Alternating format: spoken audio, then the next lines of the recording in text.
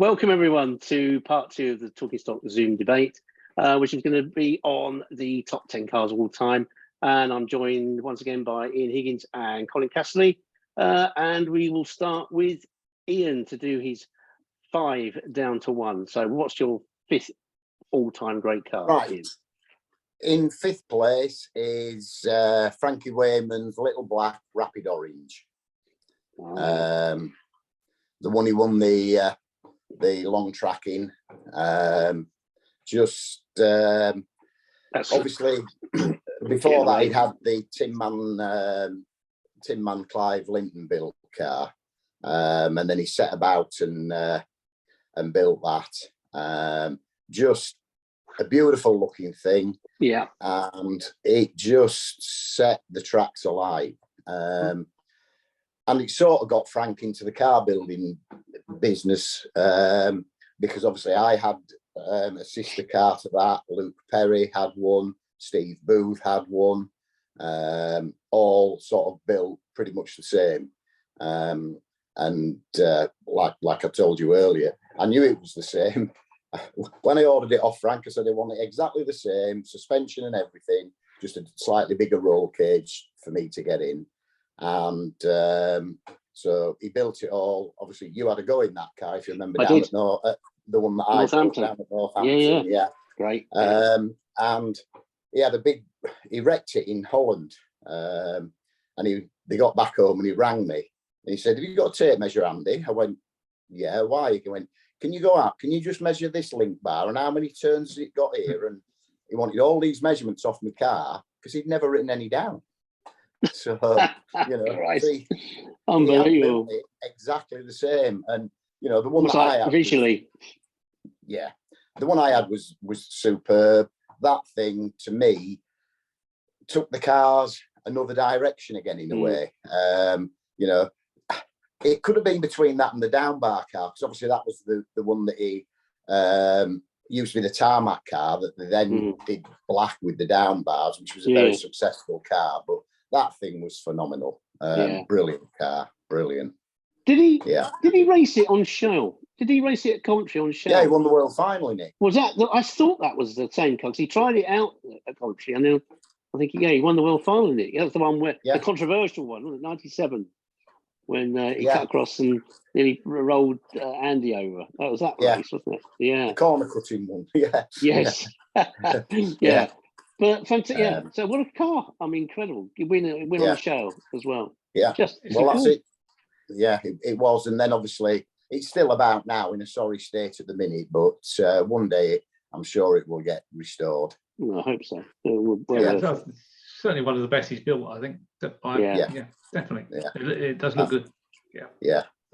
So what about fantastic that. So what about your number 4? My number 4 is the Chris Elwell, the later Chris Elwell car.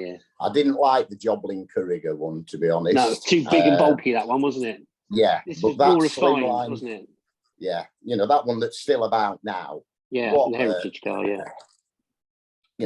I don't agree with everything that was on it, or, all the trick bits and everything, but purely for design, purely for look, what a beautiful thing. And it still is today. That was ahead of its time. When you look at it today, it still looks too modern for today's cars. I agree. Because it's not as bulky, or it's just a stunning car, really. It was quick as well, wasn't it? It was a quick car. Finished on the podium at Ennisford for the world final, didn't he? So, I can't remember which year that was. Just picked me.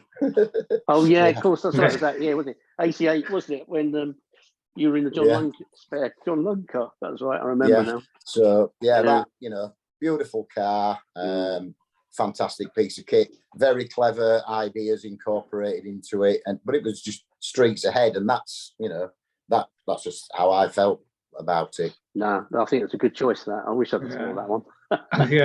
Me too. But I think it raced at Venray in Heritage the last couple of seasons, and the lap times it was getting was just as quick as the modern day Formula 1 cars.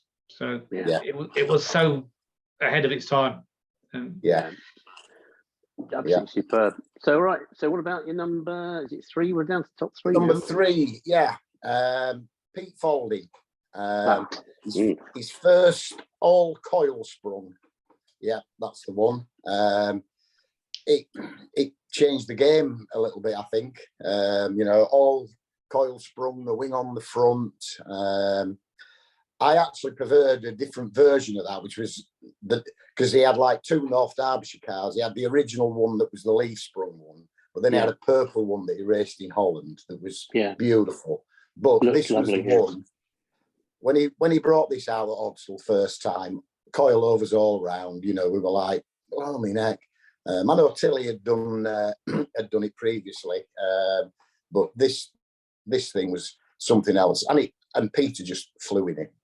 He was just brilliant to watch in it with his head to one side.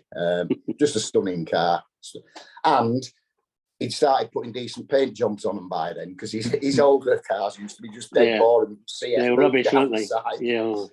Weren't the greatest, were they? No, you're right. No. Yeah, when he won the world final in this particular car here, I think 93. I think that was the same car he won the world final in. First time he won it for a few years. Yeah, stunning car. Yeah, brilliant.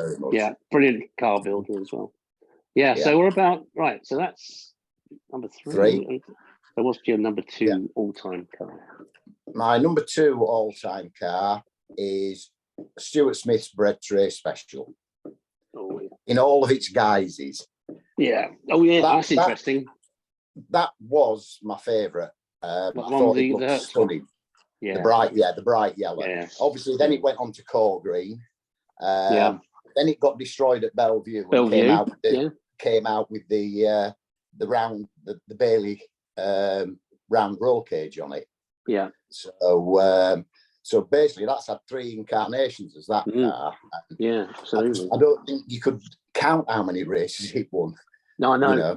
Extraordinary that particular car. I mean, I've got a feeling that he won more finals in that car in one season than any other. I can't think what the I'm trying to think what year that would have been. The bread tray. I can't remember, but it was. I remember going to Odsal as a kid, because he didn't always run the wing at Odsal. Right. When he first brought it out, he didn't run it with the top wing on some tarmac tracks, and I remember seeing it going around Odsal, and I think the colour as well, the fact it was all yellow, it was just like, wow, And obviously everybody rated the Dodo so highly, he had to do something. And I just think the shapes, the little points, the peaks, I just think it was a lovely, lovely looking car. And I liked it, when he got his sponsorship with Coal Green, it looked good. I was there at Bellevue when it got written off. Yeah. And then the week later at Sheffield, when he brought the new one out, well, the same car, but with the new cage on it. And it was like, wow, look at this. And so it actually went from being a very fancy, like it is there with all the shapes, to a very simple, more like what we've got today. But all the same car, just a phenomenal car, really. Yeah, well, he won. Yeah. I mean, 3 in a row in the World Finals in it, didn't he? Late, 4 if you include the one at Coventry as well. Yeah, that's fantastic. Yeah, fantastic car. I think even Stuart Smith Jr. said, it was a pig to build the replica with the pointy bits. He found it a complete nightmare to try and get all that to work. But so it shows how. I mean, the replica is, you've got to take your hat off to young Stuart there. That when Calzone was decided he was going to sell it, I was so tempted, but I've already got one silly car sat in the garage. I didn't need another one. So, but it is one I would have. Well, never say never. Yeah, of course, absolutely, mate, absolutely. So, right, what's your number 1 then? Number 1. My number 1 is, and this is based purely on the fact that I loved it. Not particularly results-wise or anything like that, but it's Lenny Wolfenden's World Final winner. It looked good when him and Frank came out with those 2 cars that David Goodall had designed, the DTG 80s. And obviously went to Bellevue and had a weigh-in, and it was a tank. Yeah. And so him and Bodgy's mechanic and that, they got onto it and chopped it, and this is what came. I preferred it with the orange roof to the gold roof, believe it or not. Oh, really? But, I think I know what you mean. I've got that somewhere. Yeah, it was a stunner though, wasn't it? It was a stunning car. and you know, for the time, the artwork on the bonnet, the wolf, when that bonnet was tilted up, yeah. You know, and I just like the John Wolfe Racing logo down the side again. You know, the bit of colour that came into it, just everything about it. It just looked a proper stock car, the proper complete package. So to me, that when it rolled out at Odsal on World Final night with its greased up tyres and everything, it was just wow. You know, Cronny's car nearly stole it on the night because he come out with his own new sign job. But that one, and there's a picture of the front cover of the World Final of the Stock Car magazine after the World Final, where Lenny's on the front with the trophies and the champagne, sat on the front of the car, and it just looks stunning. Yeah. So, not particularly for results or anything like that, but just my favourite looking all time. So that's my top 10. That's a good one. Stuff. It is a good one as well. Yeah, it is. Yeah. I'm just going to quickly say if I can find that actual picture. I've got it here somewhere. I can get it up before we. So yeah, that's fantastic. Ian, I love that. I love that list. So what about Colin? Then we'll go. There it is. By the way, I found it. Yeah, that's the final. There it is. Yeah, looking stunning. Grease tires, everything. Yeah, just and then Cronny's car. Because Cronny's car looked stunning that night because he'd run it all year with no paint on it, basically. Yeah. And then he had it all painted up for the World Final, which is what I used to love about World Finals. And I always tried to do it, make an effort for it. Now, though, the majority of the cars are that good all the time. You can't really make them look much better. No, it's true.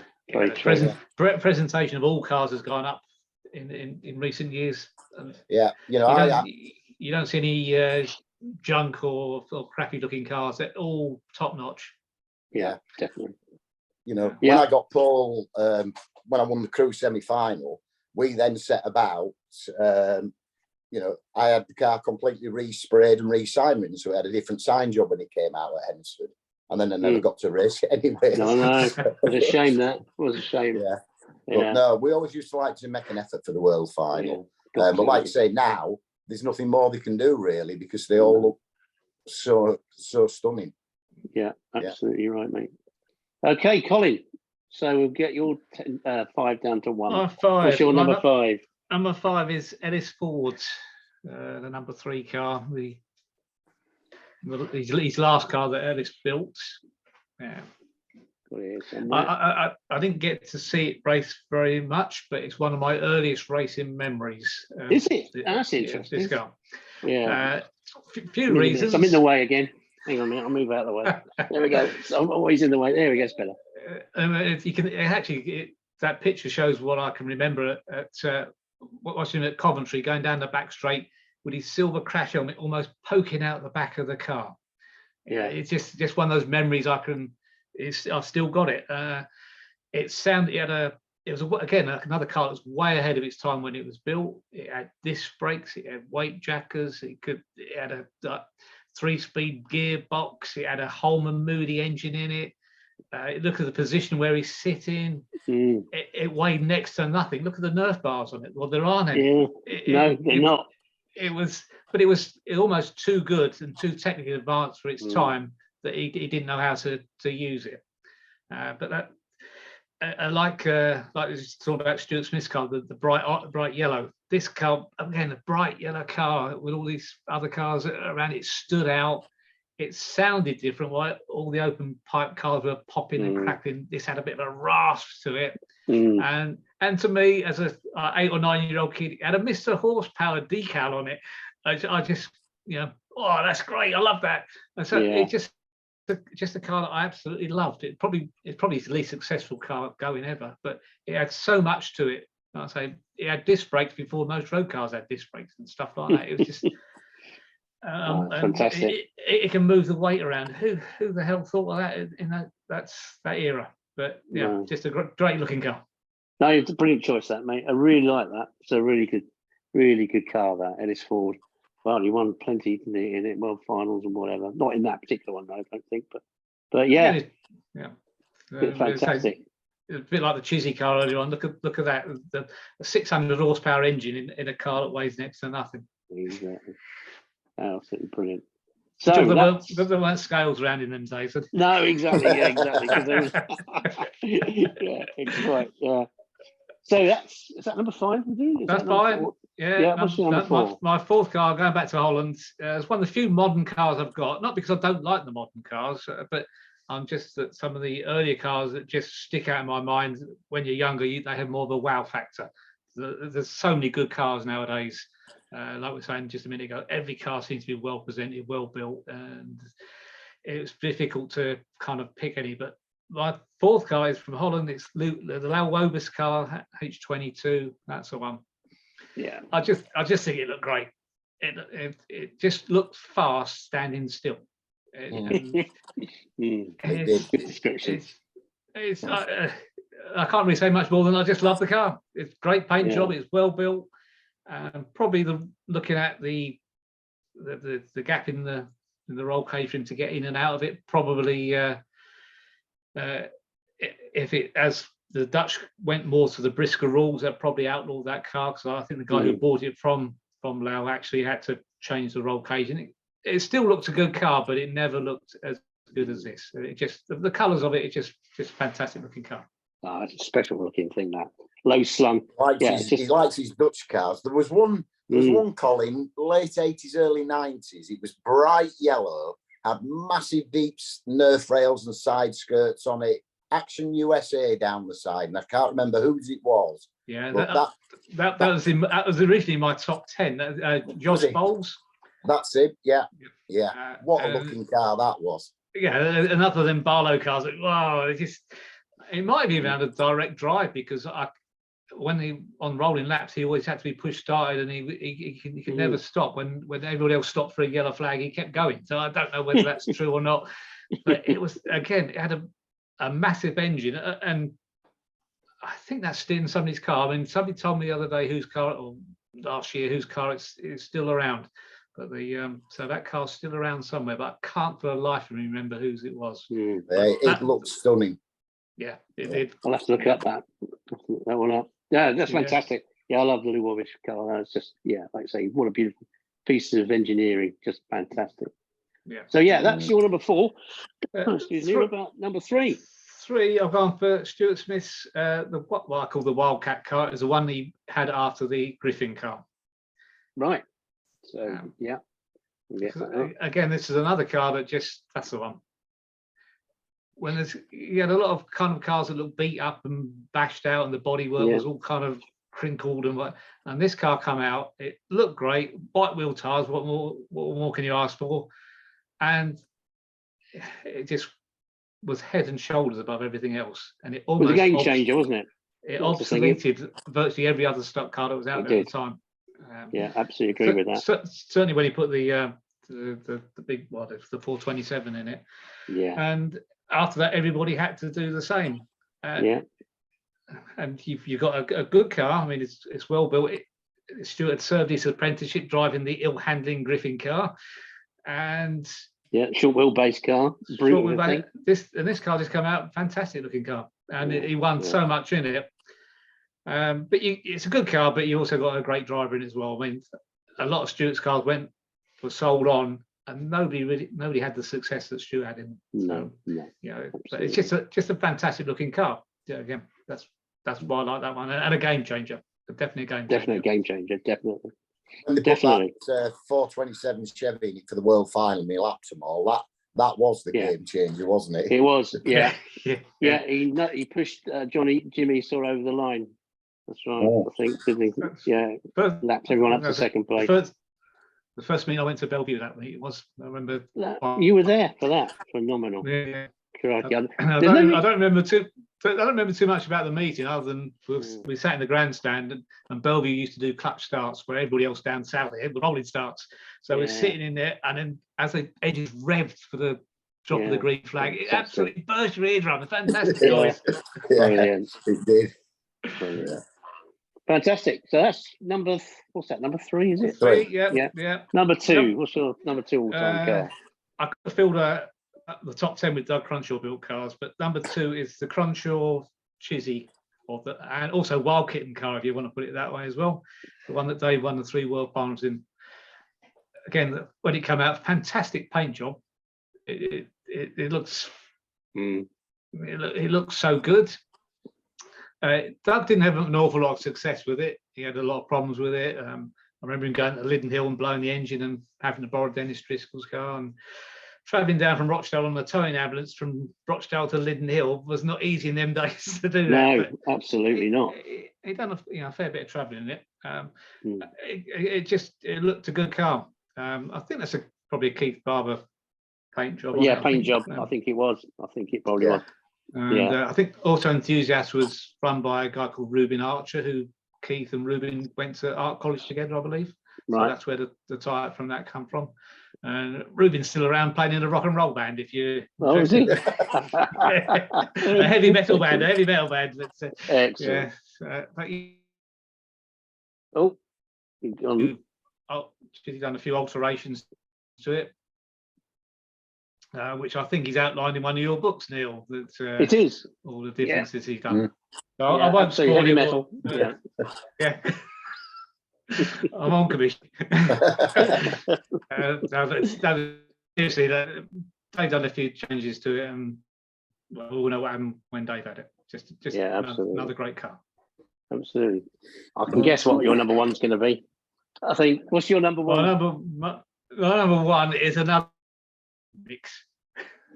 Sorry, you can say it again. You cut out. Number one, another Crenshaw car, the Potent Mix. That's the one. Again, it's a car I first saw at Brayfield when it came out. It was orange and blue. I think it was a bit late getting to the meeting, so we never saw it before the meeting. And when it came out, wow, this car looks so different to everybody else's. I think he rolled it over in about the first couple of laps, and he did, and it kind of made a bit of a mess of it. And then the next time I saw it, it was kind of like this that I remember, the candy-coloured striped car. That was Keith Barber design job as well, wasn't it? I think he designed the livery on it. Yeah, I'm pretty sure he did.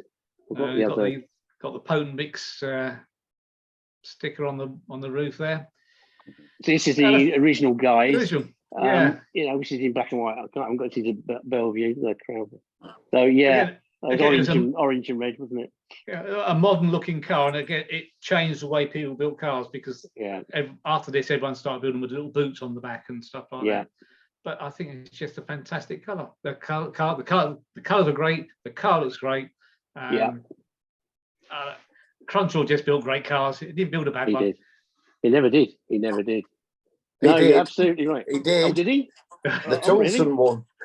The Tulson independent suspension. Well, he won the final in it. Crenshaw did. The last ever final. He won at Aycliffe in it. The only one it ever won. Yeah, that's true. Yeah, I stand corrected. I stand corrected. He built one bad one. Very good. Right, well done then, Colin. That's fantastic. I shall rattle through mine. Top five. My fifth all-time car is a Frankie Wayman car, Frankie Wayman Jr., but not the Rapid Orange, but I'm going for the most recent Shale car, the one that he won out of the way what I liked about this, he went down a different route with the way it looked. He started doing this a lot more because a lot of his previous cars of recent years were just sort of didn't really stand out. They weren't that memorable to look at. But this particular car, he won the world final in it at Coventry. Admittedly, a bit lucky because Dan Johnson got a flat tyre while he was leading. But it's just a really, and he won the British in this as well. He won pretty much everything in this. He won straight out of the box, didn't he? He did, absolutely. It was fantastic, yeah. And I just loved the look of it. And he had that. He put that sort of grill on it as well, the sort of like a Chevrolet grill sort of thing. You can't really see it there. Just there it is. I just loved that sort of extra little touch that you put on the car, and it stood him in good stead. I mean, he carried on using it for, since he brought that out. I think it must have been 2016. He brought that out, and it's been around a while that, and it's done well. Fantastic. Well, my lad Billy did the stickers on it, and he was sending us pictures of it as he was building it, and we're looking at it and we're like, what? Yeah. absolutely. Chris Binns were there with bits of cardboard, and I think Clint Burrell also had a little bit of input to it. And he was sending us pictures of it, and then we went down to sticker it up, and no cameras allowed or anything. And when it was finished, you stood back and you looked, and you just went, it just, like you say, it wasn't run of the mill, was it? It'd gone a different way. That's what I like about it. Looked stunning. Yeah, absolutely. Well, his tarmac car he's got now is different. Again, he's gone down a different route with it, and it looks something out of the ordinary. So yeah, I like that. So yeah, so that's my fifth of all time. My fourth of all time is one that's actually being used now, but it wasn't built originally for the. Got a different driver on board these days, and it's Stuart Smith Jr.'s tarmac car, the one he won the world final in. But that's a view from the live action arena at the NEC. I just loved this car. Just loved what it looked like. It was just so stunning, just a magnificent beast. And apparently, from what Charlie Sauter says, it's a real pig to drive as well. Apparently, it's not the easiest car to drive. In all honesty, it's I'm in the way here again, but it's just a fantastic car. I mean, I'd say Charlie's come out and won a world final in it as well a few years later, and I just think it's just an exceptional piece of kit. Got another picture here, get them in the way, but I just loved it. I just think it looked unusual as well. There's certain parts which I like with the way the exhaust is configured outside of the car. I just love the shape of it. It's something different again. The little flick on the roof, the nod to the dodo. Yeah, absolutely. There's a little, right at the back. I can lean that way. Yeah. Just see it at the back there. It's just stunning. And and he, like I say, it's not the easiest car to drive apparently, but Charlie said once you get it spot on, it absolutely flies like it did at Ipswich. So yeah, that is my number 4. Number 3 is we've had this already, and it's probably the most popular in the top 5, I think, is the Dave Chisholm, Doug Cronshaw, Stuart Smith. That car. Can't find the actual. I'm trying to find the original picture I have with Stuart. I've got Stuart in there somewhere, but I can't find it now. Cronshaw almost won 2 world finals. His second world final in that one. Yeah, he won at Coventry. He was leading at Bellevue, and 72. Probably could have won it, but I think Gordon Perrin kind of car caught fire, and Doug just kind of saw it out of the side of his vision, and he half spun, and that allowed Stuart to go through. So that was a fantastic race apparently. So it could have won 4 world finals in a row. That car could have done. Yeah, amazing. Yeah, because that 72 world final, he'd been leading from the start. Like I say, it was Gordon Perrin, I think, dumped oil on the track, and it's a bit similar to Frankie Wayman Jr. at Ipswich. He was leading when Simon Trace blew up, and he got caught out in that oil, which took him out. And this is almost a carbon copy of that. So that was 40 years earlier, and that cost him the race. That's stock car racing. You get caught up in other people's crashes. It's not always what you do; it's what other people do. Somebody bounces out a fence or an engine blows up, it ruins your race. Nothing you can do about it. No, that's right. Luck of the game. It is. And like I say, Stuart, did well in it when he had it. What's it called? The Pussycat. He called it, renamed it, but it just, for some reason decided he didn't want to keep it. But he could have won a whole series of world finals if he'd have kept the thing. But Dave knew how to make that car lighter and get the best out of it, and to win 3 world finals in it was just extraordinary, really. Yeah, it's an amazing car with 3 different drivers, all did very well in it, really. So that's so that was 1972 to sort of 75. That car sort of reigned, I suppose. And then my number 2 is your number 1, which is Potent Mix. I've gone for Potent Mix as my second all-time car. I can find the picture again. Yeah, it's just he was a game changer. The thing is, what happened was, I think with Stuart bringing out the Wildcat in '69, which is a time when Doug decided to go down a route with building a replica of the Nev Hughes car. Oh, yeah. So he almost went, which is a car that he really liked, but he went backwards. Really, he suddenly he went the wrong route, and so Stuart was winning everything that year. And so Doug had to come up with something different, and he did. He came up with this ultra lightweight machine that was, it was again based on a super modifier. I spoke to John Nolan about it, who took this photo. Again, mentioned it in Heavy Metal, but he talked about how he wanted to come up with this different look, and he just had all these lovely lightweight things in it, because I think he had a Pontiac in this. So he didn't have the power that Stuart had early on anyway. So he had to find speed through lightness, if you like. And so it was only later when he put Chevy in it that he started having problems. Really, he didn't really get to grips with that potent mix until much later. But he still won a world final on it. Maybe a shade luckily with Willie and Jimmy sort of tangling a lap to go. But and he led for one lap, but that's all that matters. But fantastic car though. Yeah, like I say, he lost the Bellevue World Final because of something else happened out of his control. He won one because something happened out of his control. Exactly. That's you win and lose. That's the way it goes. Yeah. Exactly. Karma. Yes, exactly. It's karma, isn't it? Absolutely. Yeah. So I suppose not surprised what my number one is going to be, but it is what your number two is, which is the Wildcat car, 1970. It was, as far as I'm concerned, the game changer out of all cars in BriSCA F1. If he hadn't have built that, we would never be where we are now, because that was so, like you say, so head and shoulders above anything else out on track, particularly when he put that Chevy 4070. It just he destroyed the field.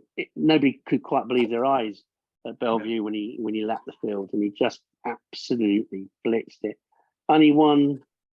I mean, he didn't win. He only won 2 world finals in it, I think. Did he? Was it the same car he won it in for? I think he did. Yeah, he had a lot of bad luck. Oh, he was bad luck. Yeah. Bad luck in semi-finals. I think one of Rochelli broke a half shaft. He's always doing that. Yeah. 391, broke the half shaft again, or some song that they used to come up with some song about 391 breaking your half shafts, because that's what you seem to do an awful lot. But but this car was just, it was the one that changed the sport forever, really. And so it has to be, in my view, my number one car because of that very reason. Then. So So there you are. Those are our top tens, which are all a little bit different, which is good. I mean, like Ian's come out with an interesting one. None of us went with Len. We've not done a Ryan Harrison car. I nearly went for one. I'll tell you another one I wanted. I nearly went for Frank Bourne 16. That was one I was looking at. Such a beautiful looking thing. But I've never had that. Was there any that you would have gone for, Ian, that you decided not to at the last minute? The list is endless. I know. My old man used to write for Stock Car magazine, and he did a photo build-up of one that Frank built. Sort of the first of the low riders, I suppose you'd call it. And then when that was done up, we always just call it the rods and stocks, because that's what it had written across the roof and everything. That was a stunning car. Tom Harris is the one that you picked. There are so many, and you just keep looking. The Bert Finnecans, the one that's actually being done as a heritage now. They look good. Brian Powell's used to build some lovely cars, but it's just, for me, the ones that I personally chose, I think quite a bit of it was down to them looking a bit different and the signage, etc. But I think the colours and that, there again, the one you've chosen there, even the Dodo, So absolutely. I said to you, I had 35 on the list to start with, so it took a bit of whipping down. I bet. Well, look, you guys, a fantastic job again, and to everyone who's watching, hope you enjoyed it. We'll be doing another one soon. I'm not sure what we'll do it on. I've got a feeling I know what it might be, but after this. But so join us again in the future for another Talking Stox Zoom debate top 10.